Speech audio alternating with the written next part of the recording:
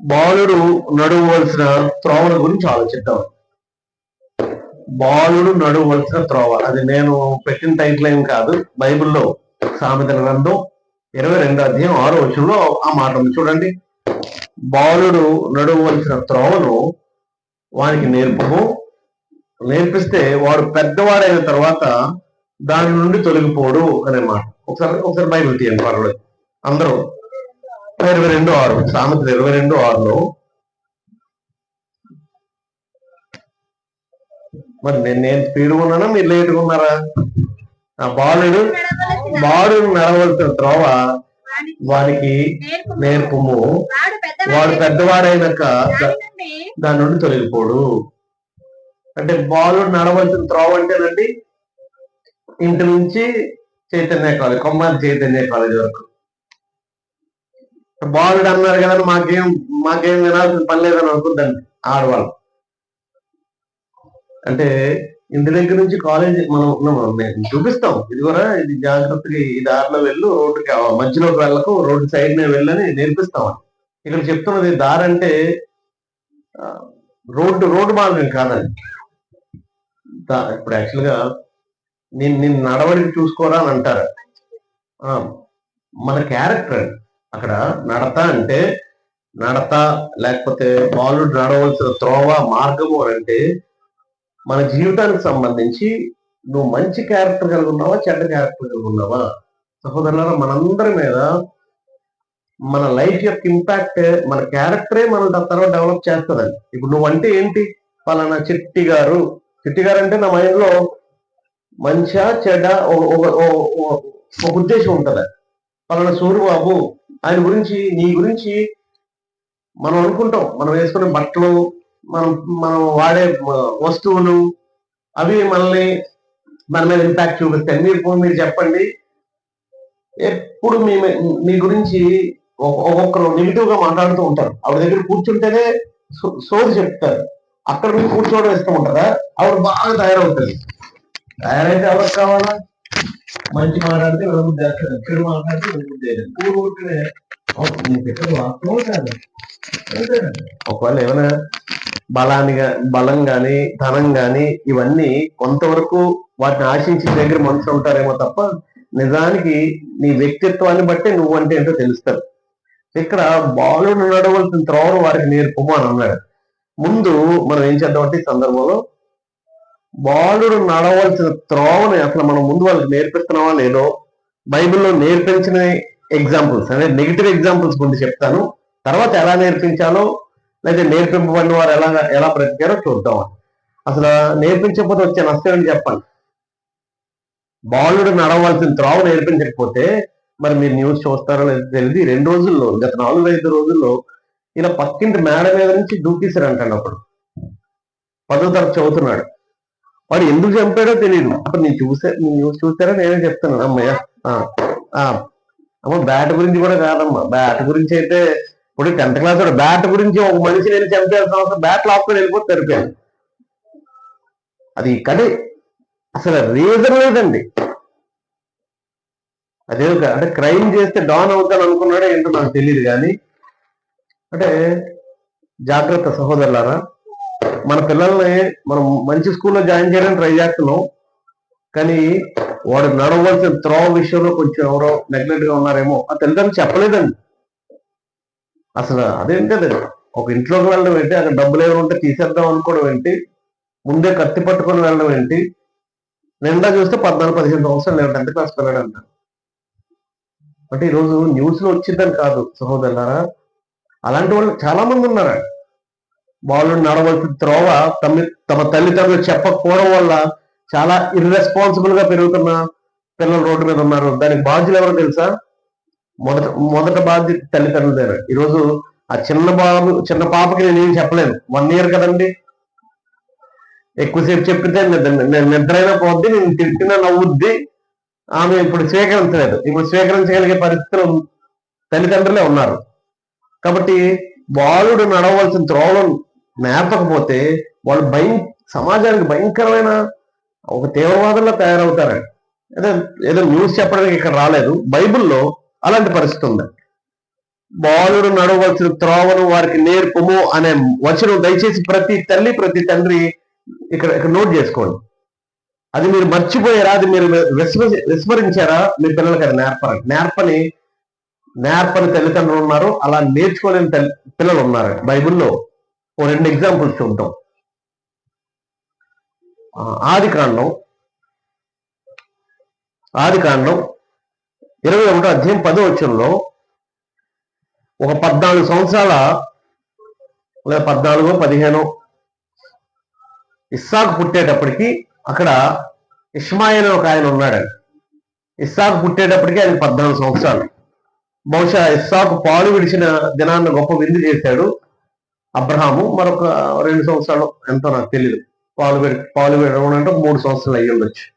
So 16-17 సంవత్సరాలు ఒక యవనస్తుడు అక్కడ చేసిన పనిని మీరు చూస్తే, ఎవరైనా 21వ అధ్యాయం 10వ వచనం చదువుతారండి? చదవండి.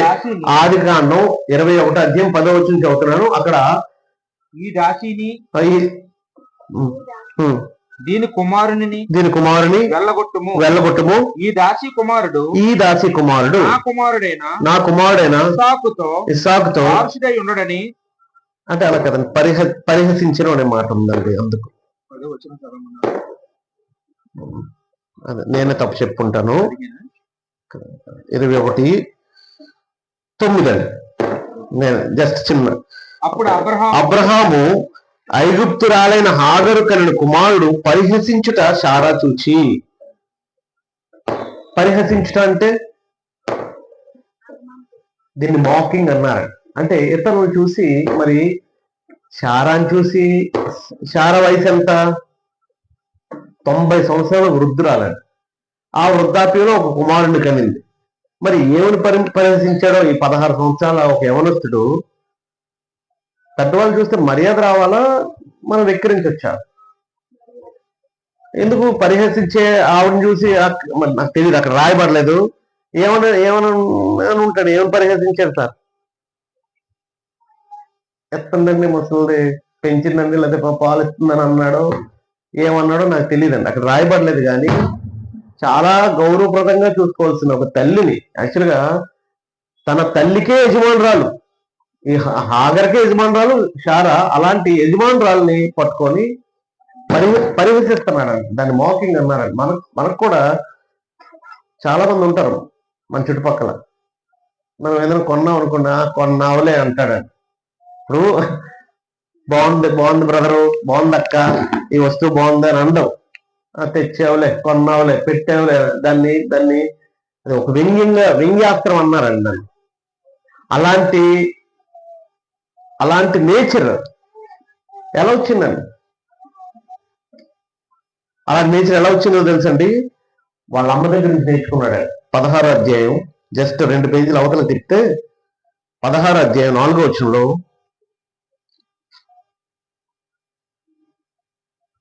అతడు హాగరుతో పోయినప్పుడు అది గర్భవతి అది తాను గర్భవతి అయినదని తెలుసుకున్నప్పుడు దాని యజమానురాలు దాని దృష్టికి నీచమైన దాయను. అంటే గర్భం దేవుడిస్తే వస్తుంది. శారాకు పిల్లలు కలగలేదు పాపం. శారా ఇంట్లోనే ఇంట పుట్టిన పనివారే 318 మంది ఉన్నారంట. అంటే వాళ్ళందరికీ పెళ్లిళ్ళు చేసి వాళ్ళందరి పురుళ్ళు పోసే ఉంటది శారా. వాళ్ళ ఇంట్లో చాలా పెద్ద ధనవంతురాలు. ఎంత పెద్ద ధనవంతురాలైనా కూడా దేవుడు గర్భాన్ని తెరవలేదు, ఆమెకు పిల్లలు లేరు. ఒక విధంగా బాధ ఉంటుందండి. ఎంత ఉన్నా పిల్లలు లేకపోతే ఒక బాధ ఉంటుందండి. అది మీకు తెలీదు, పిల్లలు కనీసం మీకు తెలీదు. ఎవరైనా కనని తల్లి ఎవరైనా ఉంటే, కాకపోతే లేదంటే లేట్గా 5 years 7 years పుట్టరు చూడండి, వాళ్ళని అడగండి, వాళ్ళకి తెలుస్తుంది. మనకు తెలియదండి. పెళ్ళైన సంవత్సరానికి పిల్లలు పుట్టేస్తే తెలియదండి. ఇప్పుడు ఆమెకు ఆ పెయిన్ తెలుసండి. ఇప్పుడు ఈవిడ ఈ హాగరు తన యజమానురాల దగ్గర చూసి తన దృష్టికి ఆవిడ నీచంగా కనిపించిందంట. అంటే తన యజమానుల్ని గౌరవించలేని ఆ పరిస్థితి వాళ్ళ అమ్మ దగ్గర నుంచి ఆ కుమారుడు నేర్చుకున్నాడు. అంటే ఏమున్నదండి, ఇది దైవ మార్గం. మన ముందు బాలుడు నడవాల్సిన మార్గం ముందే నేర్పుంటే హాగర్ ఆ పనిచేయదు, తన కుమారుడు ఆ పనిచేయడు. ఇది ఇది ఒక రకమైన మాకింగ్ అయితే, జీరింగ్ అన్నారండి ఇంకొకటి. ఇది భయంకరమైనది. ఒకనొక సందర్భంలో 2 రాజుల గ్రంథం 2వ అధ్యాయం 23వ వచనంలో, 2 రాజుల గ్రంథం 2వ అధ్యాయం 23వ వచనం, అక్కడ ప్రవక్త అయిన అతడు బేతేలునికి ఎక్కి వెళ్ళను. అక్కడ ప్రవక్త అయిన ఎలీషా ఒక ప్రదేశం నుంచి మరో ప్రదేశానికి వెళ్తున్నాడండి.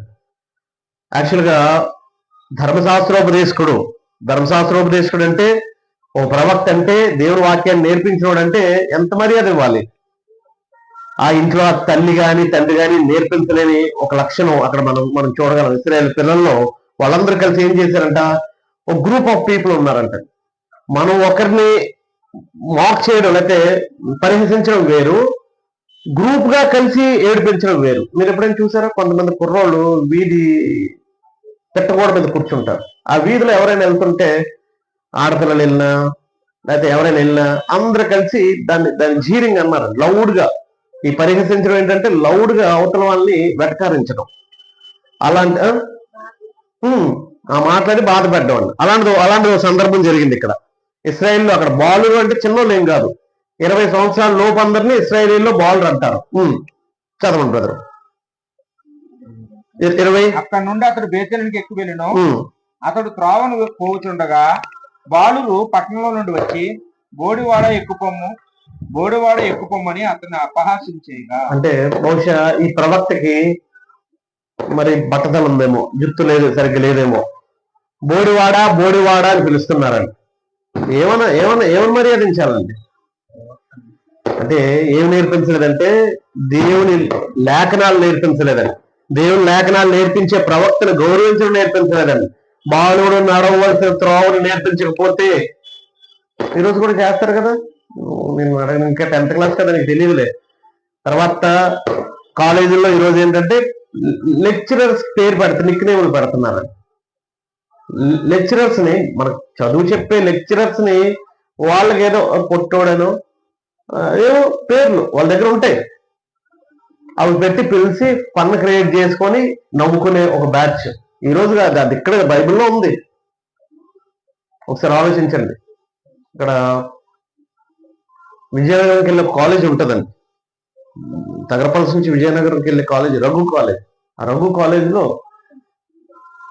టీచర్ ఏదో ఆమె ఏమన్నారు, నువ్వు ఫోన్లు ఎక్కువ వాడుతున్నావు తిడితే నీ ఫోన్ తీసుకుందంటండి ఆమె. ఆ ఫోన్ తీసుకున్నందుకు చెప్పు తీసుకుని టీచర్ని కొట్టిందండి ఆమె. ఎంత దారుణంగా ఉన్నారంటే ఒకసారి ఆలోచించి ఆమె నా గురించి చెప్తుంది. ఇప్పుడు మీ లాక్ కూడా నాకు ఇష్టం లేదు మేడం అనొచ్చు. మహా అయితే ఆ చర్యను నువ్వు అంగీకరించలేకపోతే, మేడం నా మొబైల్ నాకు ఇచ్చేయండి అని గట్టిగా దాని మీద పట్టుకొని కూర్చోవాలి తప్ప నువ్వు చెప్పు తీసుకొని కొట్టేస్తావా? నువ్వు ఏమి నేర్చుకున్నారు, ఏమి నేర్పారు?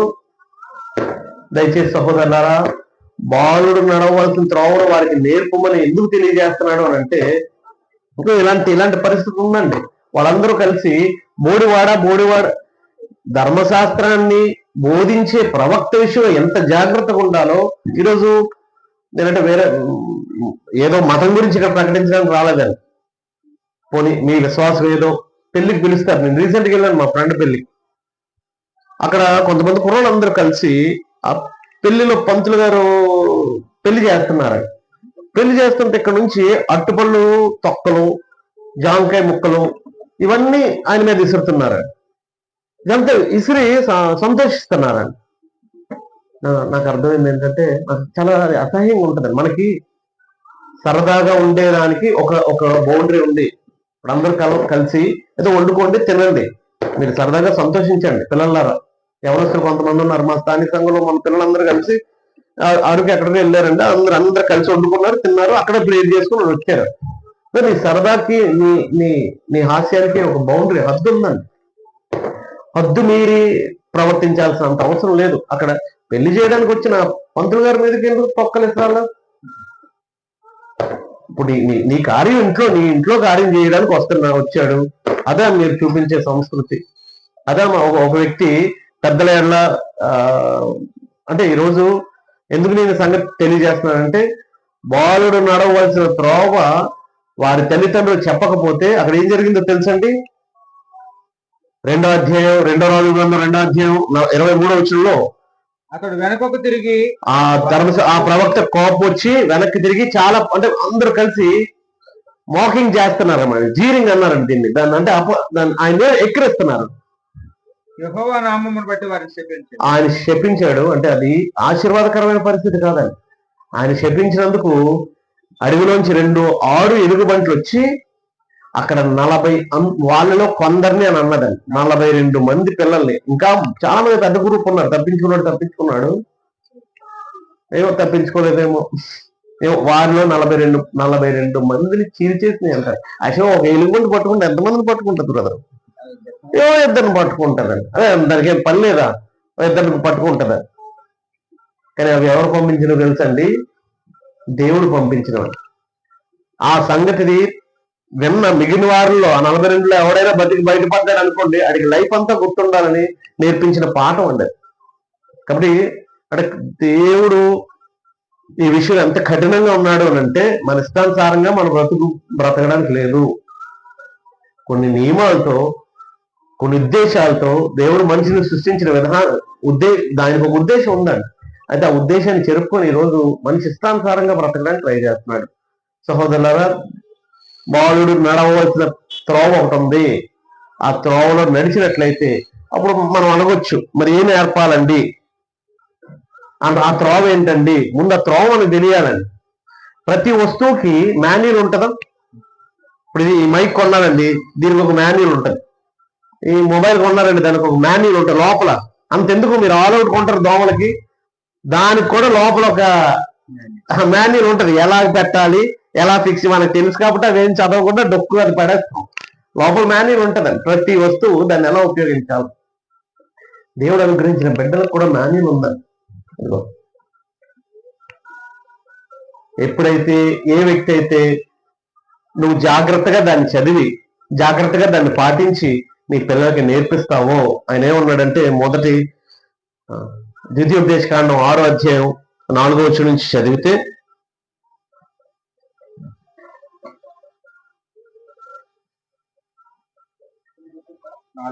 ఇశ్రాయేలు వినుము, మన దేవుడైన యెహోవా అద్వితీయుడైన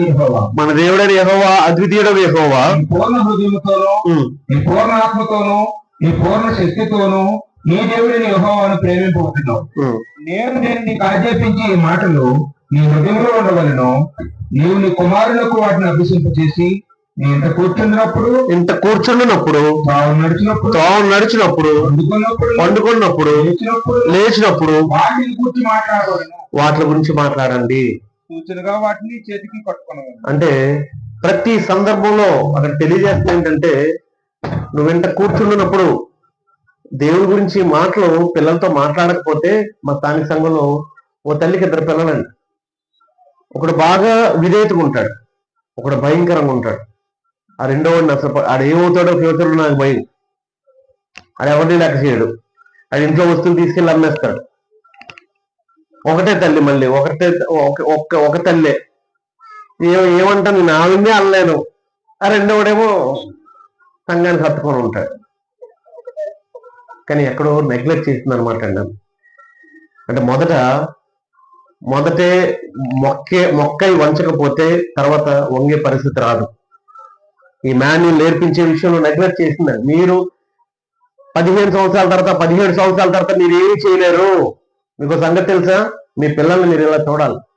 వాళ్ళు ఎంత హైట్ ఉంటారు, మీరు ఎంత హైట్ ఉంటారు, మీరు తర్వాత ఏం చెప్పలేరు. వాళ్ళు నీకేం తెలియదు నాన్న అంటాడు, నీకేం తెలియదమ్మా అంటది, నువ్వు చదువుకోలేదంటారు. కాబట్టి ఒకవేళ దేవుని గురించి చెప్తే ఎప్పుడు చెప్పాలో తెలుసండి, ఎప్పుడు నేర్పించాలండి? బాల్యం నుండే ఆ విషయం చెప్పాడు. బాలుడు నడవలసిన త్రోవ బాల్య దశ అందే, చిన్నప్పటి నుంచే, నెలల వయసు నుంచే. లేకపోతే ఇప్పుడు మనం అనుకుంటాం వాళ్ళు ఏం నేర్చుకోరండి. ఇప్పుడు 1 year వాళ్ళకి అన్నీ తెలుసు.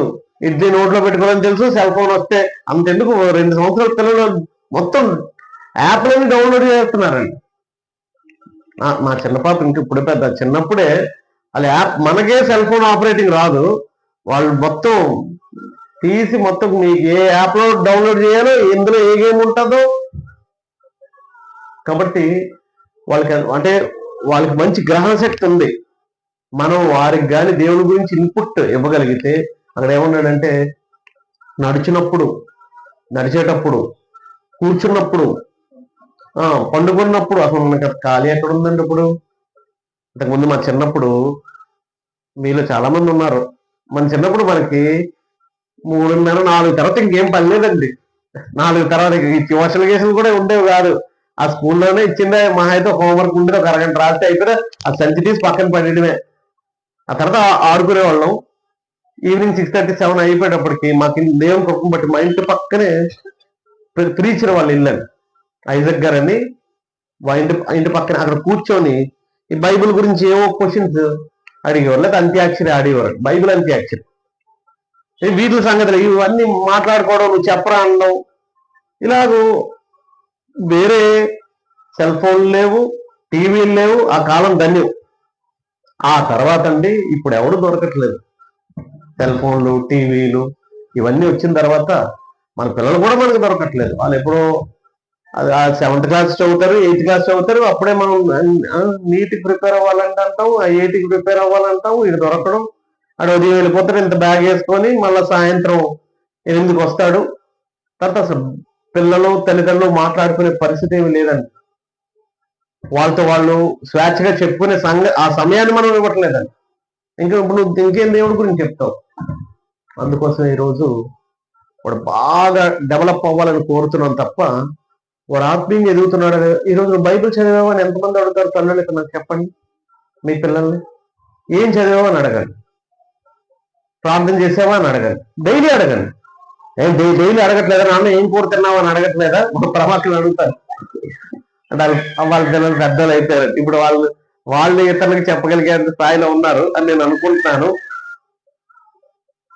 కొంచెం ముందు కష్టపడింది, ఇక రాబోయేదంతా దాని ప్రతిఫలమేనండి. ఒకవేళ మార్గాన్ని కానీ, బాలుడు నడవాల్సిన మార్గాన్ని నేర్పకపోతే, ఇలాంటి ఇప్పుడు మనం చదువుకునే ఎగ్జాంపుల్ అనుకో, ఒకవేళ నేర్పించిన తల్లిదండ్రులు ఎవరైనా ఉన్నారా? దేవుని కట్టడం నేర్పించిన తల్లిదండ్రులు ఎవరైనా ఉన్నారా? ఒకవేళ అనుకుంటే ఈరోజు కొద్దిసేపు ఒక ఆయన గురించి చదువుతామండి. A slave become a prime minister. అంటే మనకు చాలా ఉదాహరణలు అలాంటివి ఉన్నాయి. అంటే సామాన్యుడు, అంటే ఎవరిని దేవుడు ఆశీర్వదిస్తాడు అనుకుంటున్నారు? ఎవరైతే దేవుని నియమాలతో, దేవుని కట్టడల్ని, ఆజ్ఞని అనుసరిస్తారో అట్టి వారిని దేవుడు జ్ఞాపకం చేసుకుంటాడు. అంటే మనం కొంతమంది జీవితాలు మనం వినే ఉన్నాం. యాక్చువల్గా మనకి రాజ్యాంగం రాసిన అంబేద్కర్ గారికి చదువుకునే నిమ్న జాతి, తక్కువ జాతిలో ఆయన పుట్టడం వల్ల ఆయన యాక్చువల్గా స్కూల్ లోపలికి ఎలవెన్స్ లేదండి. యాక్చువల్గా ఆయన రాసిన బుక్ అవుతుంది, ఎప్పుడైనా ఎవరైనా అవకాశం ఉంటే, నో ప్యూన్ నో వాటర్ అనే ఒక బుక్ ఉంది. ఆ బుక్ లో ఆయన మెన్షన్ చేసిన విషయం ఏంటంటే, ఆ రోజు ప్యూన్ కానీ లేకపోతే ఎండలో కూర్చొని ఉండవలసిందే తప్ప వచ్చి కనీసం నీళ్ళు పోసేది కూడా ఎవరు ఉండేవారు కాదంటే. ఎందుకు అంటే, నువ్వు తక్కువ జాతోడు కాబట్టి నేను నీకు నీళ్ళు పోయడం ఏంటి. అలాంటి భయంకరమైన పరిస్థితుల్లో కూడా ఆయన అంటే అంత వివక్షత చూపిస్తున్నప్పుడు ఎవరో తట్టుకొని నిలబడలేరండి. అంటే అప్పుడు పరిస్థితి చెప్తున్నాను. అంటే ఇంత తక్కువ వ్యక్తి కష్టపడి చదువుకొని ఇప్పుడు మనందరం పాటించే రాజ్యాంగానికి ఆయనే కరెక్ట్ అయ్యాడు. రాజ్యాంగాన్ని రాసిన అంబేద్కర్ గారి ఆ బేస్ ఎలా ఉంది అని అంటే చాలా భయంకరంగా ఉందండి. అలాగే చాలా మంది ఒక సాధారణ స్థితి నుంచి గొప్ప స్థితికి వెళ్ళిన ఆ పరిస్థితుల్లో వాళ్ళ జర్నీని ఎప్పుడైనా చూడండి. అంటే మనందరికి తెలుసు కాబట్టి అంబేద్కర్ గారి గురించి నేను మాట్లాడాను. బైబిల్లో కూడా అలాంటి స్టోరీస్ ఉన్నాయి. ఎవరైతే తమ తల్లిదండ్రుల చేత బాల్యంలో దేవుడు అంటే ఏ మార్గాన్ని అయితే బాల్యం నుండే నేర్పబడే మార్గాన్ని హృదయంలో వాళ్ళు ఫిక్స్ చేసుకున్నారో వాళ్ళు అద్భుతంగా, యోసేపు అలాంటి జీవితాన్ని కలిగి ఉన్నాడు. మొర్దెకై ఓ దేశానికి ప్రధానమంత్రి అయ్యాడు. యోసేపు ఐగుప్తంతటికి ఒక అధికారి అయ్యాడండి. అయితే ఇప్పుడు వారందరి గురించి మనం డిస్కస్ చేసే సమయం లేదు, కానీ దానియేలు గురించి కొన్ని విషయాలు చదువుతాం. దానియేలు అనే ఒక యవనస్తుడు ఉన్నాడు. యాక్చువల్గా బాల్యంలో తమ తల్లిదండ్రుల చేత ధర్మశాస్త్రాన్ని విని నేర్చుకున్న ఈ బాలుడు యవన స్థితికి వచ్చేటప్పటికి దాని నుంచి తొలగిపోకుండా ఎలాగున్నాడో, ఎందుకు దానియేలు ఒక బానిసగా ఉన్న దానియేలు దేశానికే 3వ ప్రధానమంత్రిగా, లేకపోతే ఆ రాజ్యంలో 3వ స్థానంలో ఉండడానికి, ముఖ్యంలో 3వ వ్యక్తిగా ఉండడానికి, టాప్ 3 అధిపతుల్లో మినిస్టర్ అండి. Actually is one of the minister అయ్యాడండి. సో సేవకుడు, ఒక బానిస ఎలా మినిస్టర్ అయ్యాడు? ఎందుకు దేవుడు అంత ఆయన ఆశ్రదించాడు? ఆయనకి బాలుడు నడవలసిన త్రోవ ఏదో పడిపోయింది. ఆ త్రోవ నేర్పింపబడింది. అది దానికి కారణం వారి తల్లిదండ్రులు, లేకపోతే అక్కడ ప్రవక్తలు అయి ఉండొచ్చు. ఆ ముందు బ్యాక్గ్రౌండ్ మనకు తెలియదు, కానీ ఓ బానిసగా ఒక దేశానికి అమ్మబడ్డాడు. ఈ రోజులు కాదవి, రాజులు యుద్ధాలు ఉండే కాలం. మనం ఇంకా ఎంతో ధన్యులు అని ఆనందంగా ఇప్పుడు మన తిండి మనం తింటున్నాం, మన నిద్ర మనం పోతున్నాం. అప్పట్లో అలా సడన్ గా ఏ రాజు వస్తాడో, ఏ రాజ్యం మీద యుద్ధం చేస్తాడో, యుద్ధం మీద చేసిన తర్వాత తమ తండ్రులను చంపేసి తమ పిల్లల్ని, భార్యల్ని తీసుకొని వెళ్ళిపోయేవారండి. ఇప్పుడు అది ఆలోచించండి. మా ఇంట్లో ఇప్పుడు నాకు 2 ఆడపిల్లలు. నన్ను సడన్ గా వచ్చి ఎవరో అర్ధరాత్రి ఇంటి మీద పడి యుద్ధం చేసి ఆ పురుషుడిని చంపేసి, అలాగే అమ్మని నాన్నని చంపేసి ఆ స్త్రీని వెట్టి పనులను తీసుకెళ్ళిపోయేవారండి. పురుషులు తిరగబడతారని పురుషులు చంపేసేవారు, స్త్రీలు వెట్టి పనులు ఆ పిల్లల్ని వెళ్ళిపోయేవారు. వన్ డేలో పరిస్థితి ఎలాగ ఉంటుందండి? ఒక్క నైట్, ఒక్క రోజులో తమ జీవితం మారిపోద్దండి. అలాంటి రోజుల్లో నెబుకద్నెజర్ అనే రాజు ఇశ్రాయేల్ మీద యుద్ధం చేసి, లేదా యూదుల మీద యుద్ధం చేసి అందరినీ బానిసలుగా పట్టుకెళ్ళిపోయాడు. ఆ పిల్లల్లో ఎవరున్నారు అంటే ఈ దానియేలు అనే ఆయన ఉన్నాడు. ఒకసారి దానియేలు గ్రంథం మనం చూద్దాము. ఎందుకు దానియేలుని దేవుడు ఆశీర్వదించాడు అంటే 5 విషయాలు, 5 పాయింట్లు నేను చెప్తాను. అన్ని గంట చెప్పమన్నారు, కానీ అంతసేపు చెప్పను. అంటే తమ జీవితంలో ఆ ముందే ఆ బాటని వారు వేసుకోగలిగారని. దానియేలు గ్రంథం పేజీ నెంబర్ చెప్తారా? యెషయా, ఇర్మియా 731 అండి, పాత నిబంధనలో. రైట్. అయితే ఎందుకు దానియేలు ఆశీర్వదింపబడ్డాడు అని అంటే, ఎందుకు ఆ బాలుడు లేక ఆ యవనస్తుడు తన మార్గాన్ని ముందే ఎరగగలిగాడు అని అంటే, చూడండి అక్కడ జరిగిన విషయం ఏంటంటే, ఈ బానిసలందరినీ తీసుకొచ్చారండి. ఈ బానిసల్లో ఎవరైనా బాగా పని చేయగలిగితే వారిని వాడుకునేవారు. ఫర్ ఎగ్జాంపుల్, బ్రిటిష్ వారు మన దేశాన్ని ఆక్రమించుకున్నప్పుడు మనలో ఎవరైనా స్కిల్ఫుల్ పర్సన్స్ ఎవరైనా ఉంటే, ఇంగ్లీష్ మాట్లాడగలిగే కెపాసిటీ కానీ, లేకపోతే ఏదైనా మనలో వెట్టి పనులకి మనలో వాడారు. మనలో కూడా కొంతమందికి ఆయా స్థానాల్లో ఉద్యోగాలు ఇచ్చి డాక్టర్స్ గా కానీ మనకి ఇంగ్లీష్ నేర్పించారు. అంటే కొన్ని పనుల్లో వాళ్ళకు ఉపయోగపడడానికి మనల్ని వారి ఉద్యోగాల్లో పెట్టుకున్న పరిస్థితులు ఉన్నాయి. అలాగే రాజుల కాలంలో ఈ పిల్లల్ని తీసుకెళ్ళిపోయేటప్పుడు ఆ పిల్లల్లో ఎవరైనా వాళ్ళకు ఉపయోగపడితే, వారి దేశానికి ఉపయోగపడేటట్టుగా కొంతమందిని సెలెక్ట్ చేసుకున్నారు. ఆ సెలెక్ట్ చేసుకున్న వాళ్ళలో ఈ దానియేలు ఫ్రెండ్స్ ఉన్నారండి. షడ్రకు, మేషక్, అబేద్నెగో అని ఆ దానియేలు ఫ్రెండ్స్ కూడా ఉన్నారు కొంతమంది బాలుని నిలవబెట్టి 4వ వచనం.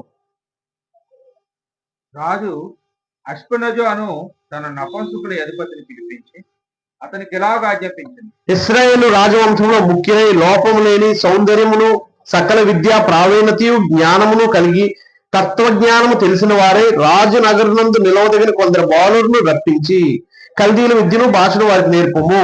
అంటే చాలా టెస్ట్లు అయ్యాయి అక్కడ. ఫిజికల్ టెస్ట్ అయ్యింది, రిటర్న్ టెస్ట్ అయ్యింది, పెద్ద సెలక్షన్ ప్రాసెస్ అయింది. అందులో కొంతమంది సెలెక్ట్ అయ్యారు. చాలా మంది బానిసల్లో కొంతమందిని సెలెక్ట్ చేశారు. ఆ సెలెక్ట్ చేసిన వాళ్ళకి ఏమన్నాడంటే, వీళ్ళకి 3 సంవత్సరాలు బాగా మంచి భోజనం పెట్టి మంచి ఫిట్ గా తయారు చేయండి, వారితో నాకు పని ఉందని చెప్పేసి వాళ్ళకి ట్రైనింగ్ పీరియడ్ ఈ 3 years. ఇప్పుడు మీరు చెప్పండి, ఎంతో మందిలో మీరు ఎప్పుడైనా ఇంటర్వ్యూకి ఎవరైనా వెళ్ళారు? ఇక్కడ ఏదైనా కంపెనీకి ఇంటర్వ్యూకి వెళ్ళిన వాళ్ళు ఎవరు లేరా? ఉన్నారు. ఒక ఆయన తలుపుతారు. ఒకవేళ చాలా మందిలో ఒక 500 మందిలో 600 మందిలో 1000 మందిలో మనం సెలెక్ట్ అయ్యామనుకోండి, ఎంతో ఆనందంగా ఉంటుందండి. ఇంతమంది ఇంటర్వ్యూకి వస్తే ఇందులో దేవుడు నాకు ఈ కృప చూపించాడని. ఇప్పుడు చాలా మంది అక్కడ చాలా మందిని చాలా విద్యల్లో సెలెక్ట్ చేస్తే కొంతమంది సెలెక్ట్ అయ్యారు. ఆ సెలక్షన్ పీపుల్ కి స్పెషల్ ఫుడ్. అప్పుడు ఎంత ఆనందంగా ఉంటుందో తెలుసండి. బానిసలకి స్పెషల్ ఫుడ్ దొరికితే ఎంతో ఆనందం. బానిసలకి మంచి ఫుడ్ ఉండదండి. హాస్టల్ ఎవరైనా ఉన్నారు మీలో? ఇప్పుడు మంచి ఫుడ్ లేదనకు మీ అమ్మకి నాకు గొడవ అవుతుంది.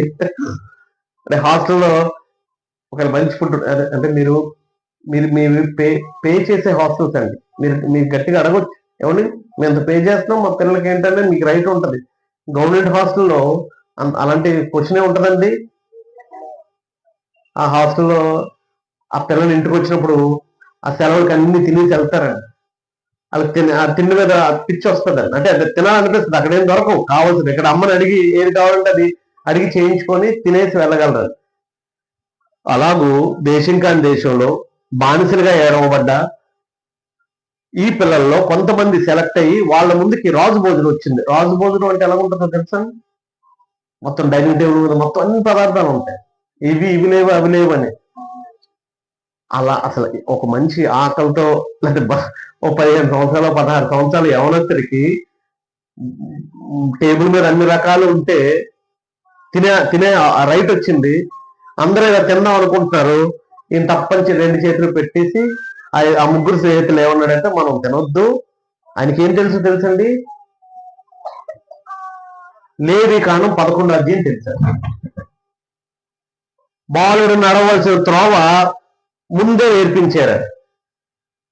యూదులు మీరు ప్రతిష్ట కలిగిన వాళ్ళు, పిల్లలు మీరు ప్రత్యేకమైన జనం, ఏది పడితే అది తినడానికి ఏది పడితే అది ముట్టడానికి లేదంటే యూదులకి కొన్ని నియమాలు ఉన్నాయి. ఇస్రాయేల్ ఏం మాంసం పడితే ఆ మాంసం తింటే అపవిత్రం అయిపోతారు. కొన్ని తినాలి, కొన్ని తినకూడదు. పవిత్రమైన జంతువులు అపవిత్రమైన జంతువులు అనే లెక్క వాళ్ళకు ఉండేది. మనం కానీ ఇది తింటే అపవిత్రం అవుతాం కాబట్టి మనం ఈ భోజనం ముట్టొద్దు అన్నాడు. అందులో ఏది ఇప్పుడు అవన్నీ ఫ్రై అవన్నీ చేసి ఉంటది, ఏదేదో తెలీదు. ఇప్పుడు మనం ఏం తింటే అపవిత్రం అవుతాం, మనం ఇది తినొద్దు, మనం శాకాహార భోజనం పప్పుచారన్నమే తిన్నాము, ఈ భోజనం మాకు వద్దని చెప్దాం అన్నాడండి. నేను అనలేదు, చూడండి నా మాట కాదు. 8వ వచనం, రాజు భుజించి భోజనము పానం చేతి ద్రాక్షరసము పుచ్చుకొని తన్ను అపవిత్ర పరచుకొనకూడదని దానియేలు ఉద్దేశించి ఆ ముందు ఆపింది ఎవరో తెలుసండి? దానియేలు. మిగిలిన వారిని కూడా ఎక్కడ అన్నాడంటే 12వ వచనంలో మమ్మును పరీక్షించుము అన్నాడు. అంటే తన స్నేహితులతో చెప్పుకుంటాడు మనం తినకూడదురా ఇది అని. అసలు మీరు చెప్పండి, ఆగుతారా ఫుడ్ చూసిన తర్వాత? అంటే ఒకసారి మన నోట్లో నీరు వేస్తుందండి. నేను నాన్ వెజ్ తినకూడదు అనుకున్నాను ఒకసారి. 10 నెలలు ఎంతో తినకుండా ఉన్నాను. ఇప్పుడు బాగా గుర్తుందండి నాకు ఆ సన్నివేశం. దయాల్ నగర్ లో చర్చ్ బిల్డింగ్ కట్టినప్పుడు అండి, ఫస్ట్ విశాఖపట్నం బీసీ రోడ్ లో దయాల్ నగర్ లో చర్చ్ బిల్డింగ్ కట్టినప్పుడు ఎల్వి రావు గారు ఉన్నారు. అప్పుడు ఇంత చికెన్ ఫ్రై వేసి పెడుతున్నారు అనమాట. ఇంకొద్దులే ఈ రోజుతో ఈ ఈ దీక్ష మనం పాటించొద్దని ఆ రోజు ఆ చికెన్ ఫ్రై చూసి నా దీక్ష ఆపేసుకొని, అంటే దీక్ష ఏమి లేదంటే తినకూడదు అనుకున్నాను అంతే, జస్ట్ తినకూడదు అని అనుకున్నాను. నేను ఏమన్నాడుగా ఉన్నప్పుడు ఇంటర్మీడియట్ అవుతున్నాను అనుకుంటున్నాను. మనకి ఏం చేస్తుందంటే ఒక్కొక్కసారి అంటే వేరే ఊరికాని ఊర్లో బానిసగా ఉండేటప్పుడు ఆయన ముందు ఇంకా అవన్నీ గుర్తురావండి, శుభ్రంగా తినాలనిపిస్తుందండి. కానీ ఆయనకి ఏం గుర్తుందో తెలుసండి? లేవికాండం 11వ అధ్యాయం, ఇది తింటే మనం అపవిత్రం అవుతాము, ఈ అపవిత్రం అయితే దేవునికి మనం ఇష్టం కావు, మనం తినొద్దు. అయ్యా మేము తినము అని వాళ్ళు వెళ్ళి రిక్వెస్ట్ చేశారండి. మీకు పెట్టకపోతే నాకు శిక్ష. ఆ మేనేజర్ అక్కడ ఏమన్నాడంటే మీరు తినకపోతే నన్ను పాయింట్అవుట్ చేస్తారు, మీరు ఫిట్ గా ఉండాలి అని. లేదు ఒక 10 days చూడండి మమ్మల్ని అంటే. అక్కడ ఆ స్టోరీ అంతా నాకు అక్కర్లేదు. మీరు ఎంతమంది అలా ఉన్నారా?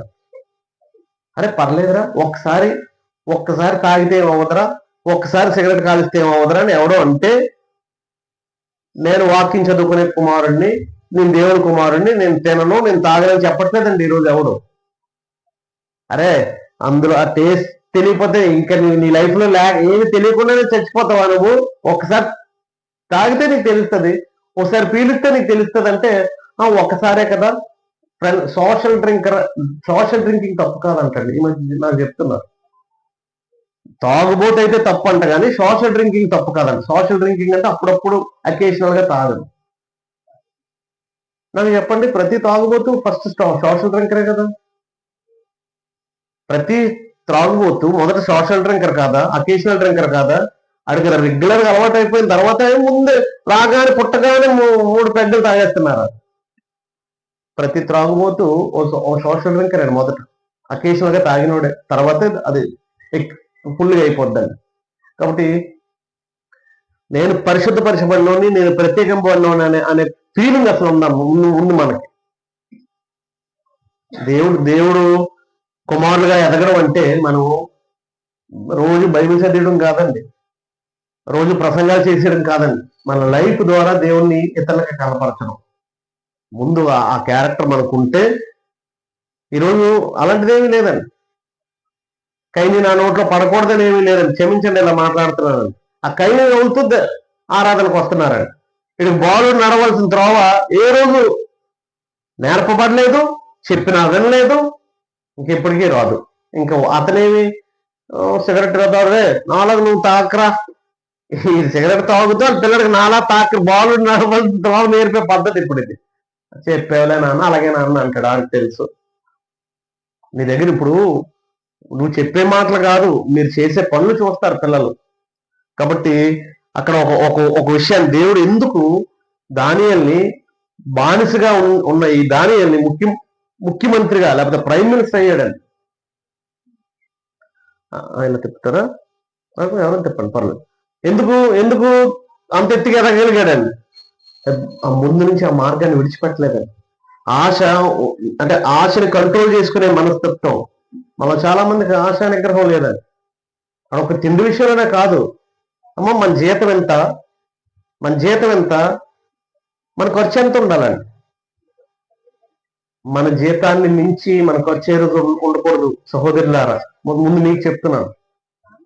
ఇప్పుడు మీరేమైనా తీసుకోవాలనుకున్నారనుకోండి, ఇదిగో నా భర్త సంపాదన ఎంత, 2000 రూపాయల్లో చీర తీసుకోవాలనుకున్నారనుకోండి, 2000 రూపాయలు చీర అడగండి, అది తీయండి, ఇది ఎందుకు? ఆ 15,000 చీరలు నీవు కాదు, నువ్వు అసలు వెళ్ళవు, నీకు సంబంధం లేదు, ఆ రేఖ వైపు వెళ్ళొద్దు. కానీ మనకేంటంటే మనం కొనుక్కోవాలి అనుకున్నది ఓ పావుతనం ఉంగరం లేదా ఒక అరతనం ఉంగరం, కానీ మనం ఏం చేస్తాం, అలా నకిలీ చూపించండి, ఇది చూపించండి. ఎందుకంటే అంటే తర్వాతకి ఈ మోడల్ మళ్ళీ తర్వాత వస్తుందో లేదో, అప్పుడు మళ్ళీ మనం ఈ మోడల్ చూసి ఇంకా ఆ మోడల్ చూసి అక్కడి నుంచి మీ భర్తను సతాయించడానికి. దయచేసి అదే ఆశా నిగ్రహం. అసలు మనకు అక్కర్లేనంత పైకి ఈరోజు అంటే నేను ఎవరి మీద నెగిటివ్ చెప్తున్నానని కాదు, మన బ్రతుక్కి మించి ఖర్చులు ఎక్కువైపోయినాయి. మా స్థానిక సంఘంలో మళ్ళీ తీసుకెళ్లి వీడియోలు పెడతారా, నేను పేర్లు ఏం చెప్పాలంటే వస్తున్న ఆదాయం ఎంత అంటే డ్రాబ్గా బ్రతకాల, వాడికన్నా నేను గొప్పగా బ్రతకాలి, అతనికన్నా నాకు పెద్ద కారు ఉండాలి, వీడికన్నా నాకు పెద్ద చొక్కా. ఏంటి నీ ప్రాబ్లం ఏంటి?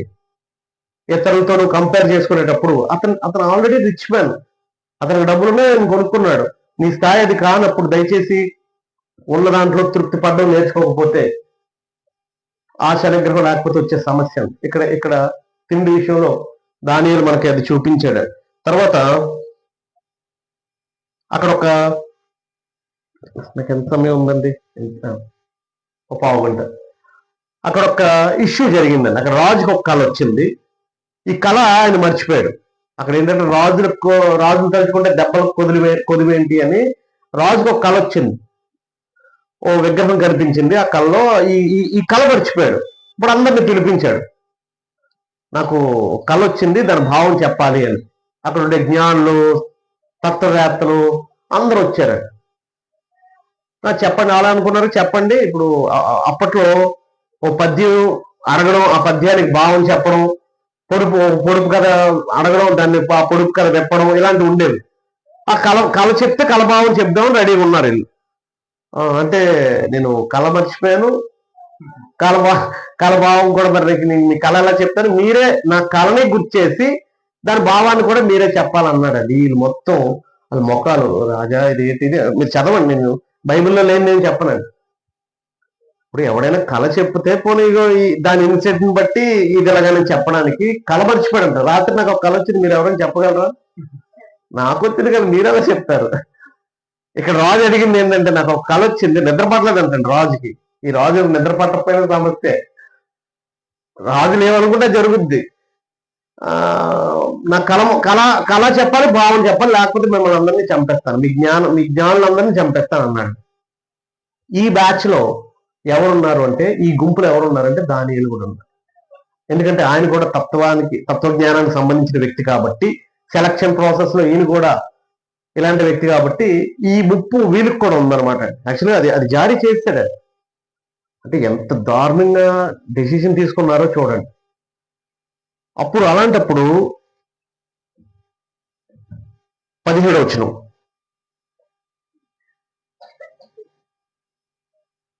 రెండో అధ్యాయం 17వ వచనం, ఇది చదవండి, ఒక్కొక్క వచనం చదవండి.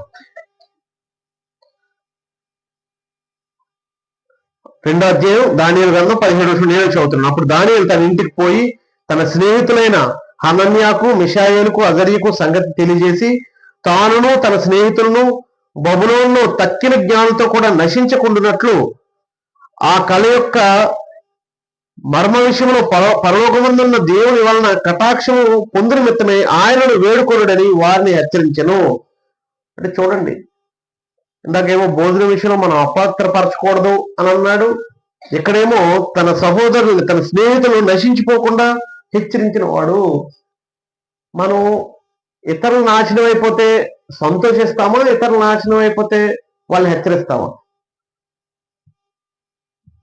ఇతరులు నాశనం అయిపోతే మనం సంతోషిస్తామా, ఇతరులు నాశనం అయిపోతే ఆనందిస్తామా? చెప్పట్లేదు మీరు. ఎవరైతే ఇతరులు బాగుపడాలని కోరుకుంటారో వాళ్ళు ప్రేమ కలిగి ఉన్నవాళ్ళు. ఇతరులు నష్టపోవాలని ఎవరైతే కోరుకుంటారో వాళ్ళు ద్వేషపూరితమైన మనసున్నోళ్ళు. మనలో కొంతమంది అంటే ఎవరైనా కానీ మనం సేకరించలేకపోతున్నాం. ఈ మధ్య ఎవరైనా హెచ్చరిస్తే, బాబు నువ్వు ఇలా ఉండకూడదు, లేటుగా రాకూడదు అని చెప్పారు అనుకోండి, ఈయనో ఆయనో అమ్మ సంఘానికి లేటుగా రాకూడదు, ఆశీర్వాదం కాదు అన్నారు అనుకోండి, మేమే లేటుగా వచ్చామా, అలా లేటుగా రాలేదా, ఇదే నీ గురించి నీకు చెప్పారు. నిన్ను హెచ్చరిస్తూ దేవుడు ఒక మాట పలికిస్తున్నాడంటే నువ్వు వినమని. మనం హెచ్చరికను తీసుకోవట్లేదండి ఈరోజు. దానియేలు అక్కడ ఇతరులు తన స్నేహితులు నశించిపోకుండా ఎవరైతే ఇతరుల గురించి ఆలోచిస్తారో అలాంటి మనసున్నాడు. ఎప్పుడైనా దయచేసి మన పక్కింటి పిల్లలకు కానీ వాళ్ళకి ఏమైనా జరిగిందనుకోండి, మీరు ఎక్కడైనా చూశారు, బాబు వద్దురా ఇలా తిరగకూడదురా అని చెప్పండి. అంతే తప్ప ఆడికి చెప్పం. మనం ఆ సంగతి పేటలో ఉన్న అందరికీ చెప్పేస్తాం. అది ప్రేమించేవో వాడిని ద్వేషిస్తున్నావు. నువ్వు నిజంగా ప్రేమిస్తే ఇలా తిరగొద్దున వాళ్ళ ఇంటికి వెళ్ళి కూడా చెప్పొద్దు. మొదటిసారి రెండోసారి కూడా చూసినప్పుడు అప్పుడు చెప్పండి, అమ్మా నేను ఒకసారి చెప్పాను, అప్పుడు మీకు కూడా చెప్పలేదు, కానీ ఇప్పుడు మీకు కూడా చెప్తున్నాడు, రాంగ్ ఫ్రెండ్స్ తో తిరుగుతున్నాడు అని చెప్పాలి. స్వీకరించినా స్వీకరించకపోయినా.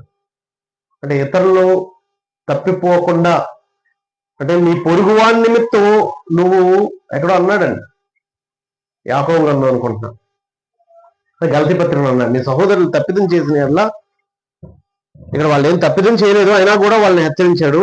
అంటే దేవుని వేడుకోండి అని. గలతీ పత్రిక 6వ అధ్యాయం 1వ వచనం,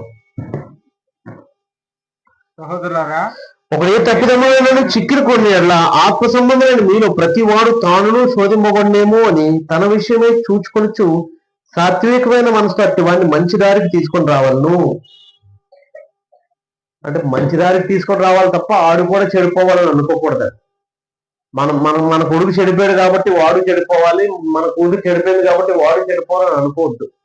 అది బ్యాడ్ నేచర్ అండి. ఇక్కడ ఇతరుల విషయంలో ప్రేమించే మనసు ఉంది కాబట్టి దానియేలు ఆశీర్వదించబడ్డాడు. సరే, అప్పుడు ఆ కలభావం దేవుడు తెలియజేశాడు. అది గొప్ప సంగతి అండి. కలభావం ఎవరు తెలియజేయలేరు. ఆయన అసలు ఎలా ప్రార్థన చేశాడో, ఆ రోజు ప్రార్థన చేసినప్పుడు దేవుడు, అందరూ ప్రార్థన చేశారు, కానీ ఆ ప్రార్థన అంతా మీరు ఇంటికి వెళ్ళి చదువుకోండి. 23వ వచనం మా పితరుల దేవా, ఆ కలభావం తెలియజేసిన తర్వాత, నీవు వివేకము బలము నాకు అనుగ్రహించి ఉన్నావు, మేము అడిగిన ఈ సంగతి ఇప్పుడు నాకు తెలియజేసి ఉన్నావు కనుక నేను నిన్ను స్తుతించు ఘనపరుచున్నాను. అంటే దేవుని వల్ల కృతజ్ఞత కలిగిన వాడు. దానిని ఎందుకు ఆశ్రదింపబడ్డాడు అని అంటే, మనకి కృతజ్ఞత లేదండి. మీరు ఎంతమంది, మా బ్రతుకు బాగా చితికిపోయి ఉండేదండి, సైకిల్ తొక్కునే పరిస్థితి కూడా మాకు లేదండి, కానీ దేవుడు ఇప్పుడు మమ్మల్ని ఒక మంచి పొజిషన్ ఉంచాడని ఎవరు చెప్పగలరు?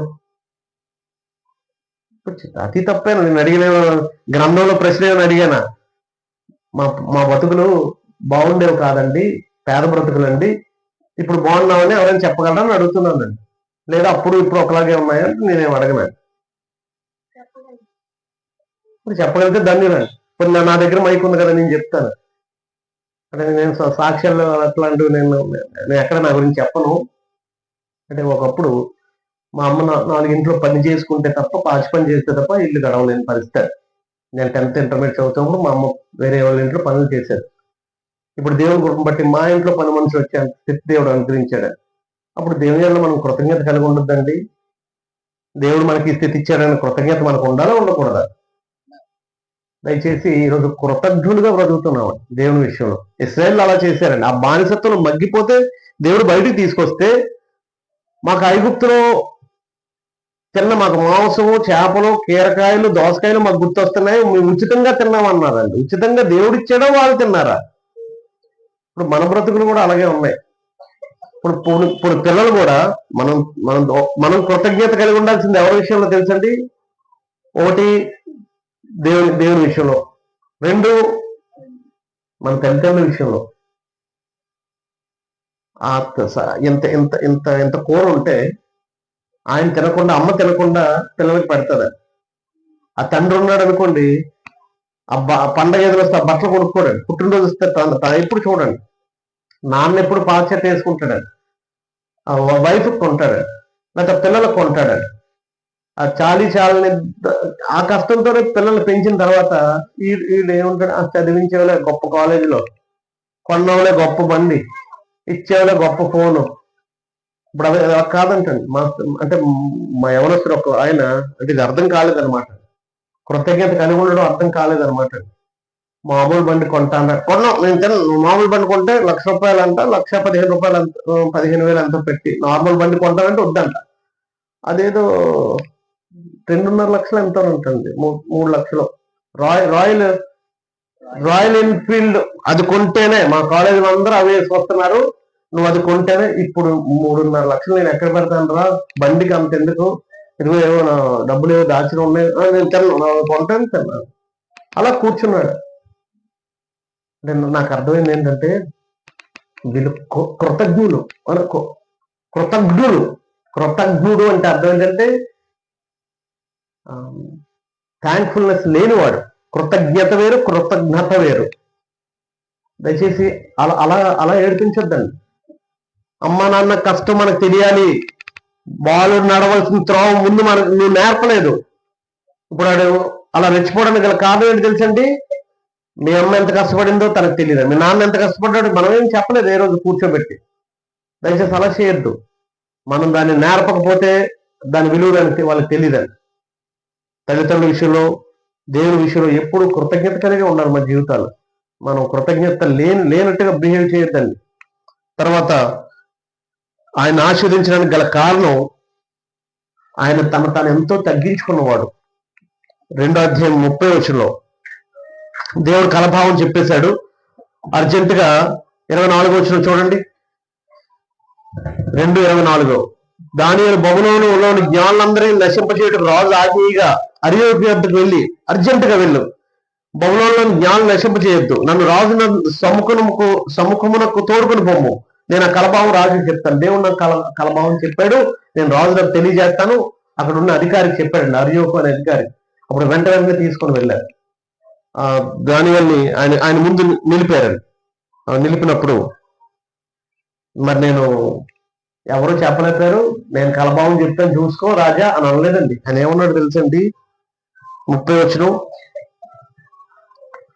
ఇతరుల మనుషులందరికంటే నాకు విశేష జ్ఞానం ఉండటం వల్ల ఈ మర్మము నాకు బయలుపరచబడలేదు. రాజులకు దాని భావమును తెలియజే నిమిత్తము తమ మనసు యొక్క ఆలోచనలు తాము తెలుసుకున్న నిమిత్తము అది బయలుపరచబడెను. అంటే నా జ్ఞానం ఉంది కాబట్టి నేను చెప్తున్నాను అన్నాడా, మిగిలిన వాళ్ళకంటే నేను ఎక్కువైన వాడిని కాదంటున్నాడా? ఈ రోజు ఎవరైనా చిన్న ర్యాంక్ సంపాదిస్తే, రేపొద్దు నీకు మంచి ర్యాంక్ వచ్చింది అనుకో, పేరు మర్చిపోయింది, సింధుజ, ఇది దేవుని చేత నాకు అనుగ్రహింపబడిందని ఆ తగ్గింపుదనంతోనే మనం ఉండాలి తప్ప, మీరు ఎవరైనా చదివారా నాకే టాప్ ర్యాంక్ వచ్చిందని అంటామండి. ఈరోజు ప్రతిదానికి గర్వమే. ఇక్కడ దానియేలు కొన్ని వందల మంది చెప్పలేని ఆ కలభావాన్ని అందరి జ్ఞానుల్ని కాపాడుతూ ఈయన చెప్పడం వల్ల వాళ్ళందరూ కాపాడబడ్డారు. కాబట్టి నాకు తెలుసు మీ అందరికీ తెలియదని గర్వాన్ని ప్రదర్శించాడా, ఎంతో తగ్గించుకొని మాట్లాడాడు. చూడండి, ఈరోజు తగ్గింపు ఏమి లేదండి ఎవరికి. ఇంకా పైపెచ్చి ఏమైనా అంటే అరే తగ్గరా, ఓ మెట్టు తగ్గమంటే తగ్గేదేనే అంటున్నారు. మళ్ళీ తగ్గండి, తగ్గితే ఆయన ఏమన్నాడంటే హెచ్చబడతావు. అసలు ఆపేషమే దేనత్వం ఎవరికైతే దేనత్వం ఉంటుందో వాడే పరలోక రాజ్యం అడుగు పెడతాడని యేసుప్రభు తెలియజేస్తుంటే, అసలు తగ్గను. గొడవ వస్తే మనం ఏమంటామండి, మా అక్కతో నేను మాట్లాడి నువ్వు మా ఇంట్లో అడుగు పెడితే తప్ప నేను మీ ఇంట్లో అడుగు పెట్టను అంటాను. ఇప్పుడు నువ్వు తగ్గించుకోకపోతే, నీకు తక్కువ స్వభావం లేకపోతే, నీకు గర్వం ఉంటే నువ్వు ఎలాగా దేవుని కుమారుడు అవుతావు? ప్రార్థన చేసాను ఇక్కడికి వచ్చి అంటే ఆదివారం రొట్టె ద్రాక్షసం తీసేసుకుంటే సరిపోద్ది అనుకుంటున్నాడు మనలో చాలా మంది. బాప్టిజం తీసేసుకుంటే, రొట్టె ద్రాక్షసం తీసుకుంటే గుడికి వెళ్ళిపోతున్నాము, బైబిల్ చదివేస్తున్నాము. మేము కాదు, నువ్వు దేవుడు ఏ మార్గాన్ని అయితే బాలుడు నడవలసి త్రోవ ఏదైతే అన్నాడో, సరే మన జీవితంలో బాల్యం ఎలాగ వెళ్ళలేదు దాన్ని. ఇప్పుడైనా సరే యాక్చువల్గా వీళ్ళది చూపించారని ఆ ముందే ఆ లేవికాండం ముందే చదివి అపవిత్రాన్ని నేను ముట్టుకోను అన్నాడు. దేవుని దగ్గర తగ్గింపు తన ఉండాలి అనే సంగతిని ముందే గ్రహించి అది నేర్చుకొని చూపించాడండి. ఆయనకేం గర్వం లేదు. ఈరోజు ప్రతిదానికి గర్వమే మనకి. మాలాంటి బండి ఎవరికైనా ఉందా చూసుకో. మొన్న ఎక్కడికి వెళ్తే చెప్తున్నాడు, మా ఇంట్లోనండి అందరూ పిహెచ్డి అనండి. నేను పిహెచ్డి లేకపోతే అంటే సరే నువ్వు పిహెచ్డి చేసావు, మిగిలిన అందరూ మనకేంటంటే చదువుకున్నోడికి చదువు లేని అందరూ హీనులుగా కనిపిస్తున్నారు. కొంచెం డబ్బులుంటే ఆ డబ్బులు లేని వాళ్ళందరూ హీనులుగా కనిపిస్తున్నారు. తప్పండి. చివరికి భక్తి ప్రదర్శించే వాళ్ళకి కూడా మొన్న నాతో ఒక ఆయన అంటారు, మేముండి 5 గంటలు లెగిసిపోయి మేము ఉపవాసం చేస్తామండి, మీరు ఉపవాసం చేయరా అని అడుగుతున్నాడు. ఉపవాసం చేసేవాడికి చేయలేని వాడిని చూస్తే నీ భక్తి కూడా నీకు గర్వం దారి తీయకూడదు. సహోదరులారా, నువ్వు భక్తిగా ఉండడం అది కూడా దేవుని కృపే అనుకో. మనమేమో గొప్పవరం కాదండి, మనం తృణీకరింపబడిన వారం, ఎన్నికైన వారం కాదు. దయచేసి గుర్తుపెట్టుకోండి. మీరు గనులని జ్ఞానులని దేవునితో పోల్చుకుంటే నీ ఘనత ఎక్కడిది, నీ బలం ఎక్కడిది, నీ జ్ఞానం ఎక్కడిది? ఎన్నిక లేని దేవుడు మనల్ని ఎన్నుకొని నిన్ను నిలవబెట్టాడు అంతే తప్ప ఈరోజు నేను MBA చేశాను కదా, నీకేమి చదువు రాదని, చదువు వచ్చేవాడు చదువు లేనివాడిని, డబ్బులున్నోడు డబ్బులు లేనివాడిని, బలం ఉన్నోడు మాటికి ఇలా గుద్దుతాడండి ఆ బస్తాలని. బలం ఉన్నోడు చూడండి, ఆడిని కొట్టేస్తే ఏంటి కొట్టేస్తావు నువ్వు? దేని బట్టి అది చేస్తున్నావు అంటే మనందరికీ ఉందండి. దయచేసి మన కుటుంబాల్లో ఎవరికైనా లేదను నీ మెడైతే వదిన బోసిగా ఉంది అని అనొద్దు. నువ్వు నీకేమో 5 తులాలు ఉన్నాయని నీకు గర్వం, ఆమెకి లేదని ఒకటి తీసి ఇచ్చేసి, నీకు 5 ఉన్నాయి కదా ఒకటి తీసి ఇచ్చి అంతే తప్ప ఏమి లేదా వదిన ఏమి వేసుకోలేదు అక్క అని అనకు. నీకు ఎక్కువ ఉందని గర్వపు మాట అండి అది. ఆమెకి లేదు, ఆ లేని దానిలో ఆమె అందరూ తృప్తిగానే ఉంది. నువ్వు అనవసరంగా ఒక మాట ఇప్పుడు ఇసిరి ఆమె నొప్పింపజేస్తున్నావు. దయచేసి లేనివాడు ఉన్నవాడు లేనివాడిని తృణీకరించి మాట్లాడద్దాం, తగ్గించుకొని మాట్లాడదాం. తగ్గించుకొని మాట్లాడడము తగ్గించుకొని నడవడమే దేవుడు చెప్తున్న నీతి. కాబట్టి నేనే గొప్ప, నాకు వీధిలో తిరగలేదు, నా బాడీకి ఒక్కొక్కడు అంటాడు నాకు నాది ఐరన్ బాడీ, స్టీల్ బాడీ అంటండి, తుమ్ము కూడా రాదు జలుబు కూడా రాదని. అలా స్టీల్ బాడీలో ఉన్నాడే దెబ్బలు పడిపోతున్నారు, వీడియోలో చూస్తున్నాం. ఆ కరోనా టైంలో అయిపోయింది. ఇప్పుడు కరోనా తర్వాత ఈ వ్యాక్సినేషన్ చేయించుకున్నామండి, ఎక్కువ హార్ట్ అటాక్స్ వస్తున్నాయి. ఎక్కడ పడిపోతున్నారో తెలుసా? ఆ జిమ్ చేస్తున్నాడు, జిమ్ చేస్తూ పడిపోతున్నాడు. ఆవిడ క్రికెట్ మైదానంలో 6 కొడుతున్నాడండి, ఆ 6 అలాగా ఆడ బాల్లో గాలి చూస్తున్నాడు, ఇది గాల్లో కలిసిపోతున్నాడు. అంటే నీ బలానికి కూడా గ్యారంటీ లేదు, నీ ధనానికి గ్యారంటీ లేదు, నీ జ్ఞానానికి గ్యారంటీ లేదు. దయచేసి వీటిని బట్టి అతిశయించొద్దండి. ఒకవేళ అతిశయిస్తే దేన్ని బట్టి అతిశయించాలో అన్నాడు తెలుసండి? ఇర్మియా గ్రంథం 9వ అధ్యాయం 23 అండి. ఇర్మియా గ్రంథం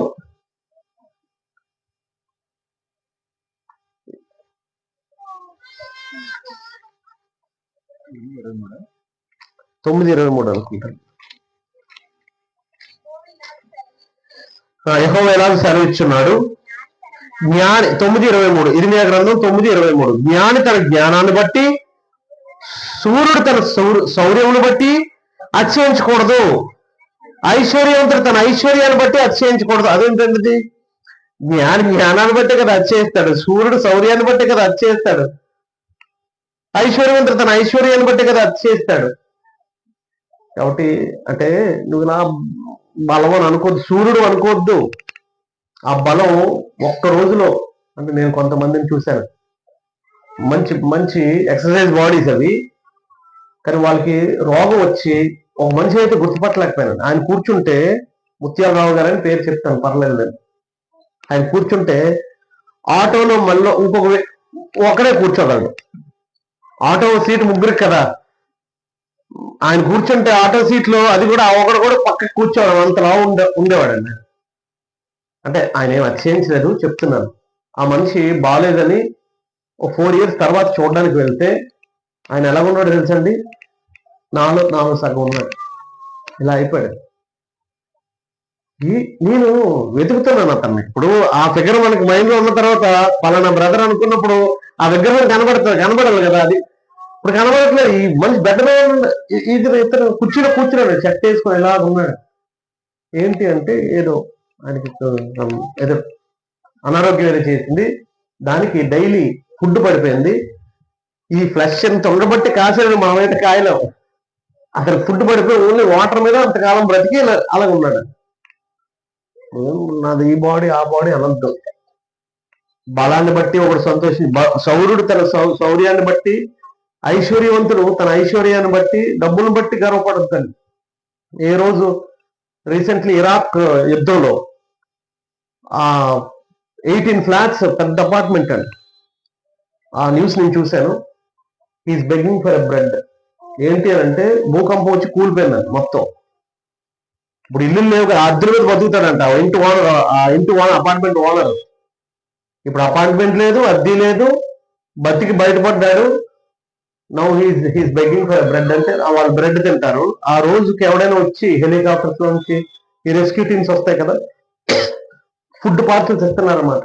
అప్పుడు ఆయన చెప్తూ, ఈ పడిపోయిన బిల్డింగ్ ఓనర్ నేనే, కానీ ఇప్పుడు నేను ఈ రోజు ఆహారం కోసం నేను ఎదురు చూస్తున్నాను. నీ ఐశ్వర్యం ఇచ్చి నిన్నేమి నిలబెట్టారు అంటే అవి వాడుకోండి. ఇప్పుడు ఐశ్వర్యం ఇప్పుడు మాట్లాడుతున్నాను, డబ్బులే అక్కర్లేదని నేను అనట్లేదండి. డబ్బులు మన అవసరాలు కానీ డబ్బు వస్తే గర్వం వచ్చి మిగిలిన అందరం హీనంగా ఈ మధ్య ఎక్కువైపోయింది. ఆ డబ్బు పిచ్చి ఎక్కువైపోయింది మనిషికి. దయచేసి ఐశ్వర్యాన్ని బట్టి ఒకరిని లెక్క వేయొద్దన్నాడు, శౌర్యాన్ని బట్టి అతిశయించొద్దు అన్నాడు. ఇంకోటి ఏమన్నాడు? జ్ఞానాన్ని బట్టి. నాలాగా ఎవడు ప్రసంగం చేయలేడు, నాలాగా ఎవడో ఇవి ఎక్కువైపోయినాయి. ఎవడు అసలు నువ్వు అసలు భూమే దేవునికి ఇంత, అందులో నీ ఊరెంత, అందులో నువ్వెంత, నీ తలకాయ ఎంత, అందులో నీ జ్ఞానం ఎంత, నువ్వేమో నాలాగా ఎవడలేదు. ఇది అలాంటి మాటలు మాట్లాడతారు. మీరు ఒబీడియంట్ గా ఉండాలి. దానియేలు మనకు అదే నేర్పిస్తాడు. ఆఖరిగా 2వ అధ్యాయం 49వ వచనం. దానియేలు గ్రంథం 2:49 తనకు ఒక మంచి పొజిషన్ వచ్చిన తర్వాత ఆ రాజు ఆనందపడిపోయాడు. ఆ కరభావం చెప్పినందుకు ఆనందపడిపోయి అంతటా అంటే ఒక్క ముందు కూడా చదువుదామండి. ఒక ముందు వచ్చిన అంటే ఎంత పొజిషన్ వచ్చిందో చూద్దాం. దానియేలుకి దానియేలు బహుగా హెచ్చించి అనేక గొప్ప దానములు ఇచ్చి అతని బబులోను సంస్థానం అంతటి మీద అధిపతిగాను బబులోను జ్ఞానులందరిలో ప్రధానిగాను అంటే ఒక స్లేవ్ అతను ఒక మంచి మినిస్ట్రీ తన రాజు దగ్గర ఉండే అధికారులు ఒక అధికారిగా మారాడండి. సరే మారాడు కదా అని దానియేలు నేను సెటిల్ అయిపోయాను అనుకోవట్లేదండి. ఆయన ఏమన్నాడు తెలుసండి, అంతటి దానియేలు రాజు వద్ద మనవి చేసుకునగా ఏమని మనవి చేసుకున్నాడు తెలుసండి, రాజు శద్రకు మేషకు అబేద్నెగో అనే వారిని బబులోను సంస్థానం మీద విచారణకర్తలుగా నియమించెను. అంటే నాకు ఒక 3 ఫ్రెండ్స్ ఉన్నారండి, వాళ్ళకి కూడా ఏమైనా చిన్న చిన్న ఉద్యోగాలు ఇద్దాము అని. మనం బాగుపడిన తర్వాత ఇతరులకు కూడా హెల్ప్ చేసే నేచర్ కొంతమందికి ఉంటుంది. మనం బాగుపడిన తర్వాత వాళ్ళకి చెప్తే వాళ్ళు ఎక్కడ డెవలప్ అయిపోతారో. ఇప్పుడు మీరు ఏదైనా వస్తువు కొనుక్కున్నారండి, వాళ్ళ దగ్గర తక్కువకి వస్తుంది నువ్వు కొనుక్కో అని చెప్తారు. అలాంటి మెంటాలిటీ ఒకరికి ఉంటుంది. వీళ్ళకి చెప్పామంటే నాలాంటి మోడల్ వీళ్ళు వేసుకొచ్చేస్తారు. రేపొద్దున చర్చిలో కానీ పెళ్లిలో కానీ ఆవిడ డ్రెస్ నా డ్రెస్ ఒకలాగే ఉంటుంది, నేను చెప్పను ఉంటాయి. అలాంటి వాళ్ళు ఉన్నారండి. అది ఎంత అంటే అలాంటి నేచర్ కాదండి దానియేలు దేవుడు ఆశీర్వదించిన విధానం ఏంటంటే తనతో పాటు తన స్నేహితులు కూడా బాగుపడాలని, మనతో పాటు ఇతరులు కూడా బాగుపడాలని కోరుకోవడం. అది చాలా పాజిటివ్ దృక్పథం ఉన్న వ్యక్తికి జరుగుతాయి. మీలో కొంతమంది ఈ ఊర్లోంచి ఏదైనా కంపెనీకి వెళ్తాడు. వెళ్ళిన తర్వాత ఆ కంపెనీకి వెళ్ళిన తర్వాత ఆయన ఏం చేస్తాడంటే ఊర్లో కొంతమంది పిల్లల్ని రెఫరెన్స్ ఇచ్చి అక్కడికి తను తీసుకెళ్తాడు. అది మంచి నేచర్. నేను వెళ్ళాను, ఆడికి కూడా తీసుకెళ్ళిపోతే ఆడికి ₹1,00,000 జీతం వచ్చేది. అప్పుడు మా ఇంటికి ఇలాంటి వాళ్ళు ఉన్నారు. అది మంచి నేచర్ కాదు. ఆఖరిగా అంటే దానియేలు ఎందుకు ఆశ్చర్యింపబడ్డాడు అని అంటే ఆఖరి వచనం చదువుకొని ముగిద్దాము. 6:10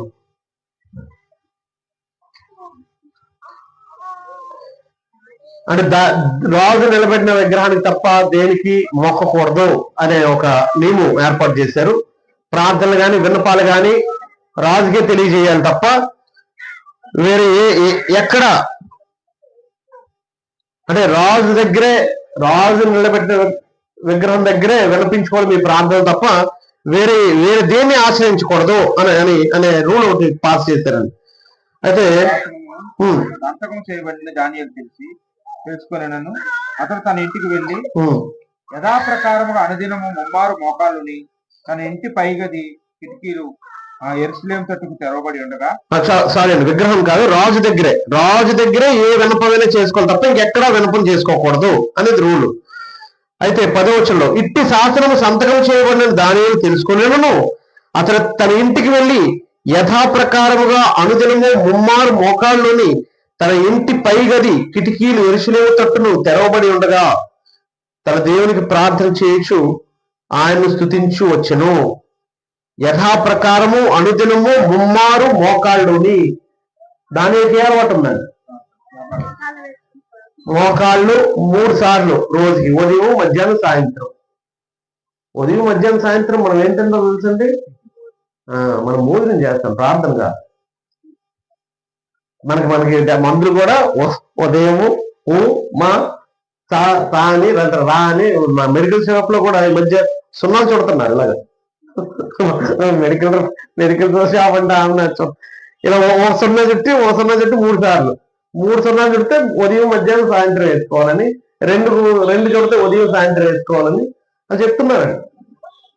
దాని ప్రకారం మనం కూడా జాగ్రత్తగా చదువు రానుడు కూడా జాగ్రత్తగా తీసి ఇది ఎక్కడ మందుల షాపులు ఏం చేస్తారంటే మెడిసిన్ వెనకాతలు కూడా రాస్తున్నారు. జాగ్రత్తగా ఇది భోజనం ముందు, ఇది భోజనం తర్వాత చూసుకొని చదువు రాకపోయినా 1-2 సార్లు చూసుకొని ఎర్రది పచ్చది అనుకుని మింగుతున్నాం. ఏమి జబ్బు తగ్గిపోవాలి. మరి దేవుణ్ణి 3 ప్రార్థన చేసే ఉదయం మధ్యాహ్నం సాయంత్రం ప్రార్థన చేసి అసలు 3 సార్లు వదిలేండి, ఒకసారైనా మింగరా. భౌతికమైన జబ్బులు తగ్గడానికి ఏమో మనం మందులు మింగుతున్నాము.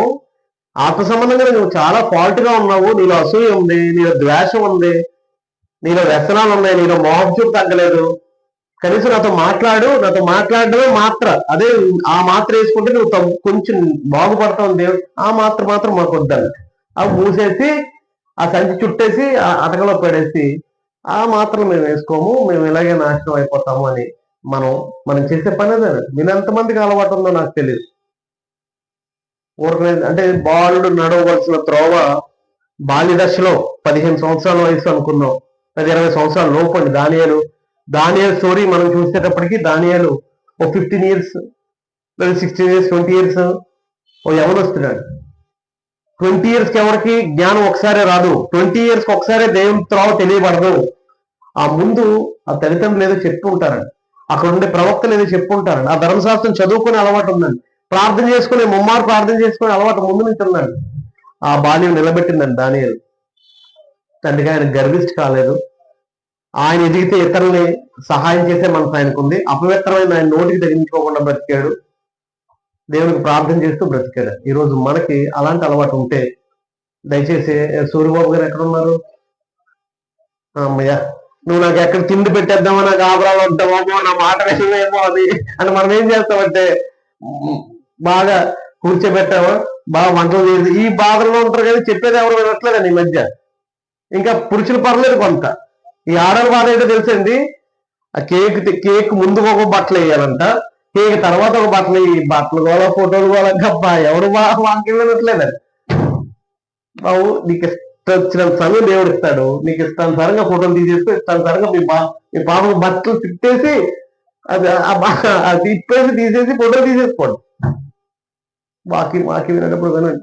ఓ తల్లి పిల్లకి ఆ మార్గాన్ని నేర్పిస్తే, ఓ తండ్రి తన కొడుక్కి కూతురికి ఆ మార్గాన్ని నేర్పిస్తే వాళ్ళ అమ్మ నాన్న అంటే ఎంతో, ఈరోజు అది నేర్పించకే వాడు పెద్ద అయిన తర్వాత మీ పిల్లలు ఎందుకంటే ఎదురు తిరుగుతున్నారు తెలుసా?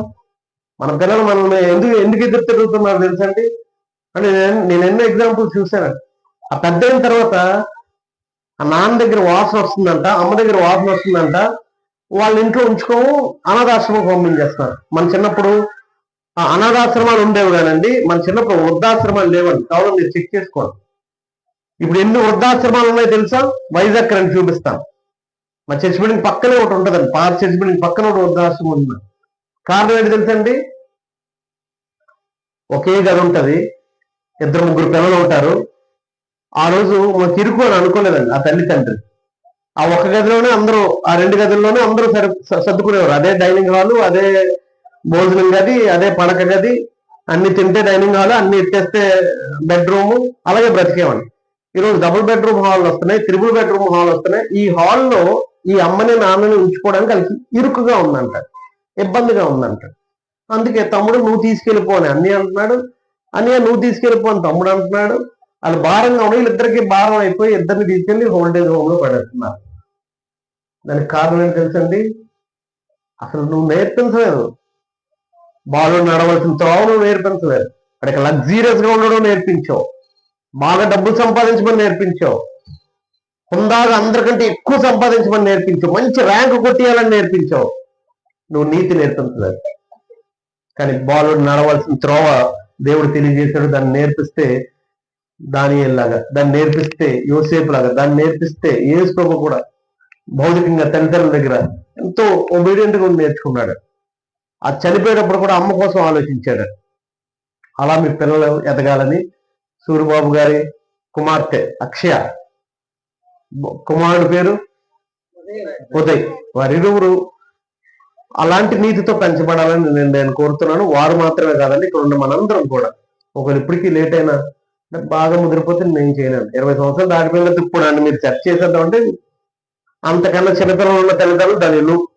నాకిద్దరు పిల్లలు, ఒక పాపకి 10 సంవత్సరాలు, ఒక పాపకి 7 సంవత్సరాలు. కొంచెం ఇప్పుడు మనం కొంచెం వంచొచ్చు, అవకాశం ఉంది. కాబట్టి బాల్య దర్శనం ఉంది ముందు, అంటే ఇది ఎప్పటి నుంచి తెలియాలండి, చిన్నప్పటి నుంచి సంగతులు తెలిసే అనుకోండి, ఆ పెద్ద అయిన తర్వాత నేను ఎలా బతకాలని తెలుస్తుంది, నా పిల్లలకి నేర్పాలని తెలుస్తుంది. ఇవి ఏమి తెలియకుండానే నేర్పబడకుండానే మనం ఎదిగిపోతే కొంచెం కష్టమే. ఆయన కూడా దేవుడు మీ కృప చూపించాలని కోరుతున్నాను. నాకు ఇచ్చిన సమయం దాటారనుకుంటున్నా, నాకు తెలీదు. నన్ను పిలిచిన కుటుంబానికి సంఘానికి శ్రీనన్నికి స్పెషల్ గా థ్యాంక్ యూ చెప్తూ చేరి వచ్చిన మీ అందరికీ వందనాలు తెలియజేస్తూ ముగిస్తున్నాను. వెనకొచ్చిందమ్మా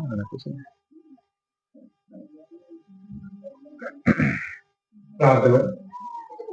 మమ్మల్ని మిక్కులుగా ప్రేమిస్తూ మా పరలోక తండ్రి, ఘనమైన దేవ, మీ మోహన్ నామానికి తెలియజేస్తున్నాం.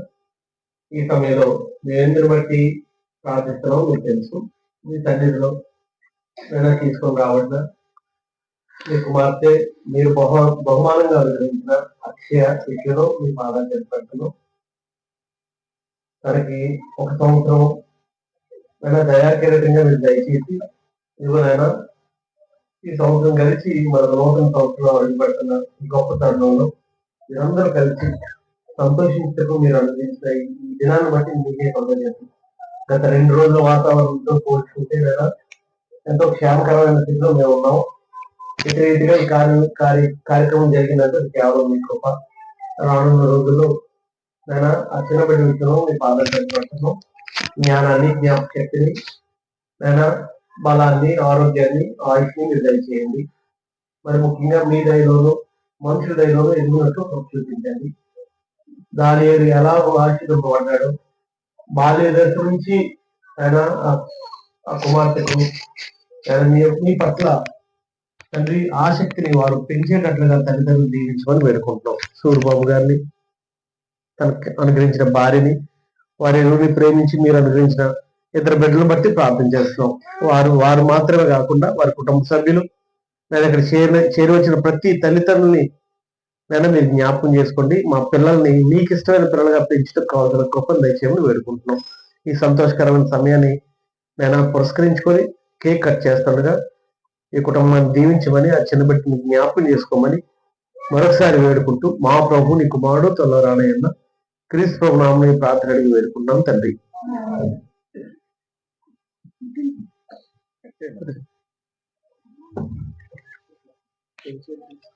ఆపుద్దా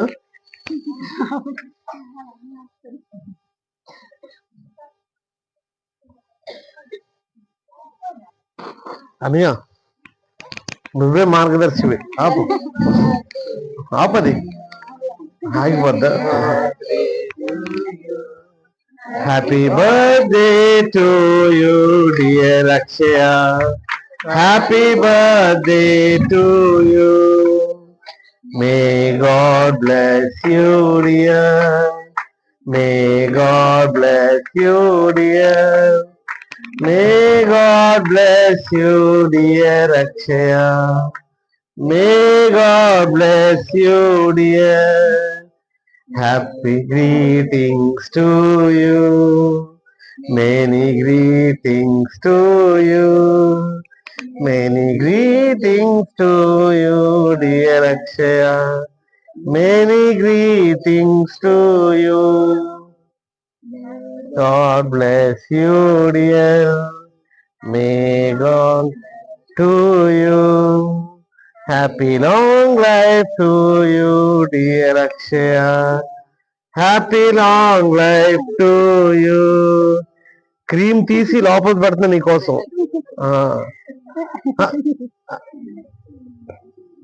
తినమా, మీరే మరి ముందు ప్రార్థన చేసుకున్నాను. సమయం అవుతుంది కనుక మరి మన మధ్యలో సహోదరులు ఇంటి అల్లుడు గారు, లక్ష్మణ్ గారు వచ్చి ప్రార్థన చేస్తారండి. అందరితో